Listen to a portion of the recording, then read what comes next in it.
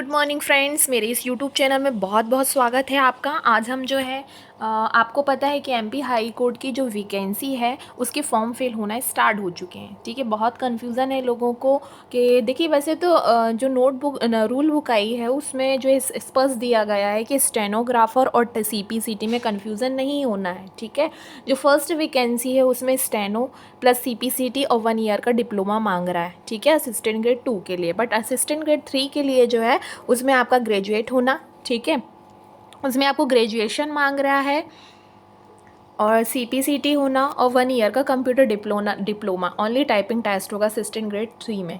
ठीक है, तो आप इतनी बातें याद रखिए और कन्फ्यूज होने की ज़रूरत नहीं है। स्टेनोग्राफी जिसकी हिंदी से है तो वो हिंदी से कर सकते हैं, जिसकी इंग्लिश है तो वो इंग्लिश नोइंग वाला जो है पेपर दे सकते हैं। ठीक है, और जिसका सीपीसीटी में भी जो है अगर कोई जो है एक में पास है, अगर कोई इंग्लिश में पास है, ठीक है, अकेला, तो इंग्लिश का यहाँ पे एक सर्टिफिकेट अगर हिंदी में पास है तो हिंदी का चलेगा, क्योंकि हिंदी ही मांगा है हाई कोर्ट में। ठीक है, तो आप एलिजिबल हैं। ठीक है, वो फॉर्म फिल कर सकते हैं। और जिनके पास सर्टिफिकेट नहीं है वो दिसंबर वाली जो है अभी सीपीसीटी होगी वो आप दे के जो है फॉर्म फिल कर लीजिएगा। ठीक है, चलिए यहाँ पे हम कुछ जैसे कि आपने थंबनेल में देखा है, यहाँ पे हम जो है असिस्टेंट ग्रेड 3 के लिए ही बात करेंगे, जो कि कुछ बातें हैं जो बहुत इम्पॉर्टेंट हैं।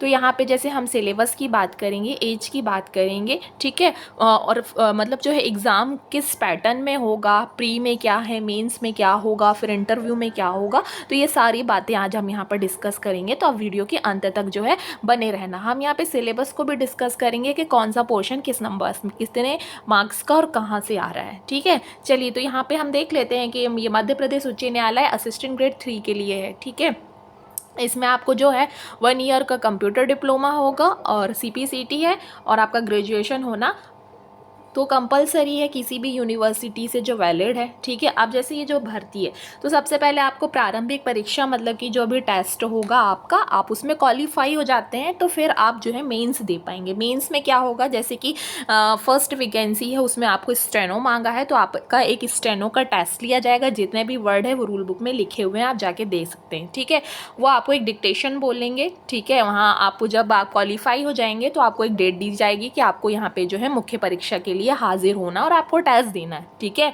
तो आप जब आपका स्टेनो का जब प्रैक्टिकल होगा, आपका मेंस होगा, आप जो स्टेनो वाले जो भरेंगे तो आपको एक डिक्टेशन दिया जाएगा। एक बड़ा सा हॉल होगा, वहाँ पे वो माइक पे बोलेंगे, इतने वर्ड रहेंगे, 450 500 उनके जितने भी वर्ड है रूल बुक में आप जाके देख लीजिएगा। वो माइक में खड़े होके जो है अनाउंसमेंट करेंगे और आपको एक पेज दिया जाएगा और आपको पेन दिया जाएगा। ठीक है, तो वो ही अलाउड होता है। इसमें स्टेनो के लिए भी एक रूल होता है, उसकी एक पेंसिल होती है, ठीक है, और उसकी एक बुक भी होती है अलग से जिस पे हम स्टेनो सीखते हैं। ठीक है, स्टेनो के बारे में भी आगे मैं वीडियो बनाऊंगी, तो आप मेरी वीडियो को जो है लाइक एंड सब्सक्राइब कर दीजिए और बेल आइकन को भी प्रेस कर दीजिए, ताकि आगे और भी वैकेंसी, स्टेनो केवल हाई कोर्ट में ही नहीं मांगा जाता, बहुत सारी और भी वैकेंसियों में जो है स्टेनो और सीपीसीटी का जो है यूज़ होता है। ठीक है, के थ्रू जो है आप गवर्नमेंट की जॉब जो है पा सकते हैं। ठीक है, तो आप वीडियो के अंत तक बने रहें।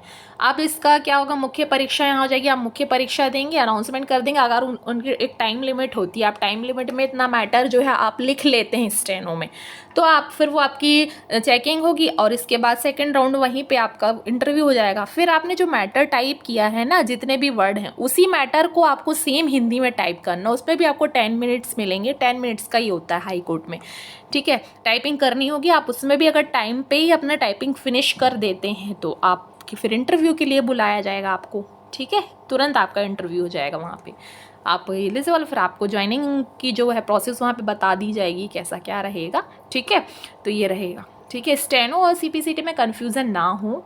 ठीक है, फिर इसमें क्या है, ऑनलाइन पर अब जब परीक्षा जैसे कि आप प्री देंगे ना, प्री मतलब प्रारंभिक परीक्षा अभी अपन ने देखा, तो प्रारंभिक परीक्षा में क्या क्या पूछा जा रहा है, उसमें जीके आएगा, मैथ्स रीजनिंग आएगी, हिंदी आएगी और और क्या आएगा, इंग्लिश आएगा, इंग्लिश भी आएगा और कंप्यूटर के क्वेश्चन भी आएंगे।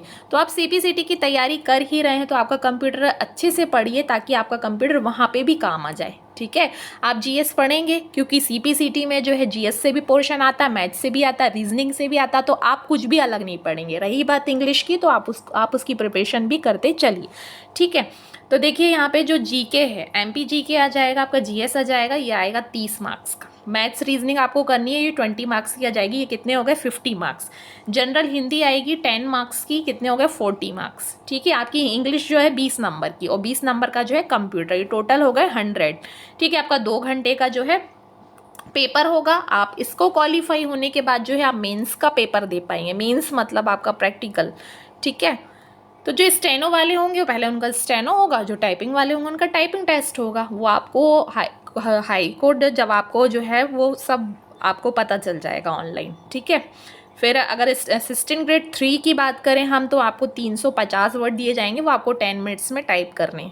ठीक है, तो इतनी सारी बातें जो इन्फॉर्मेशन है आप फॉर्म फिल कर सकते हैं जो एलिजिबल हैं अभी, और जो इनकी सीपीसीटी की तैयारी नहीं हुई है तो वो दिसंबर वाला जो है अच्छे से प्रिपरेशन करें, प्रीवियस ईयर के पेपर्स तैयार करें, है ना। जो भी टॉपिक्स जिनके क्वेश्चन बार बार एनालिसिस करें, जिनके क्वेश्चन बार बार रिपीट हो रहे हैं, उस पोर्शन को आप अच्छे से पढ़ लें।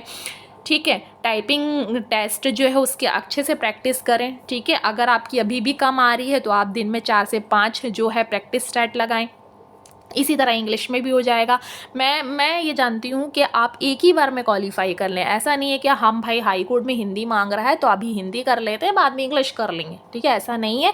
आप अच्छे से तैयारी करिए क्योंकि मैथ्स रीजनिंग है ना, मैथ्स रीजनिंग है, आपका जीएस है, ये आगे भी आपको काम आएगा। आप ये सीपीसीटी जिनके पास अभी नहीं है, जो 1 नंबर या 2 नंबर से रह जाते हैं, मैं समझ सकती हूँ कितना दुख होता है 1 नंबर से रह जाना।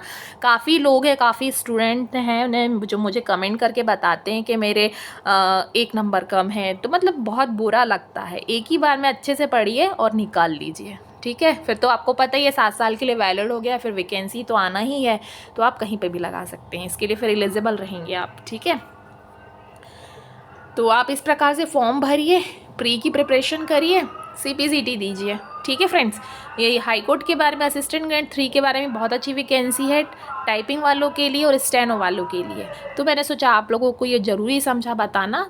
ठीक है, तो आप मेरे इस वीडियो पर बने रहिए। आगे मैं और भी ऐसी इन्फॉर्मेशन आपके लिए लाऊंगी जो कि बहुत इंपॉर्टेंट है। मुझे ऐसा लग रहा था कि स्टेनो सीपीसीटी में कन्फ्यूज़न हो रहे हैं क्योंकि रूल बुक में तो साफ दिया है कि किसके लिए स्टेनो है और किसके लिए सीपीसीटी है, टाइपिंग टेस्ट है। तो कन्फ्यूज़ मत होइए, ये चीज़ कोई भी नहीं बताएगा आपको यूट्यूब में। हाँ, केवल वही व्यक्ति बता पाएगा जिसने किया है। और ये मैं जो हूँ, मैंने जो स्टेनो भी मेरा कंप्लीट है और मेरा सीपीसीटी भी कंप्लीट है। ठीक है, मेरा जो सीपीसीटी का है वो 100 वर्ड पर मिनट का है। मेरे पास जो मेरा डिप्लोमा है 100 वर्ड पर मिनट का है और सीपीसीटी भी मेरा क्वालिफाई है। ठीक है, तभी इस कारण जो है मैं इतनी श्योरिटी से ये बात कह रही हूँ। ठीक है, तो आप मेरी वीडियो को जो है लाइक एवं सब्सक्राइब कर दीजिए, बेल आइकन को भी प्रेस करना मत भूलिएगा ताकि आगे जो भी नोटिफिकेशन है या मुझे ऐसा लगता है कि बच्चों के मतलब स्टूडेंट जो भी क्वेश्चन करेगा मैं उसके आंसर दूंगी। ठीक है, अभी बहुत सारे क्वेश्चन कर रहे हैं लोग कि स्पीड कैसे बढ़ाएं, इस पर भी मैं आपको कुछ टिप्स दूंगी, है ना, वीडियो बनाऊंगी। इसलिए आप मेरे चैनल को लाइक और सब्सक्राइब कर दीजिए और जाकर जो है जिनके पास ऑल सर्टिफिकेट्स हैं, जो एलिजिबल है, वो जाके फॉर्म भर दीजिए क्योंकि 30 तारीख से जो है इसका फॉर्म फिल हो रहा है। और बाकी एग्ज़ाम के लिए आपको बेस्ट ऑफ लक है। Thank you friends.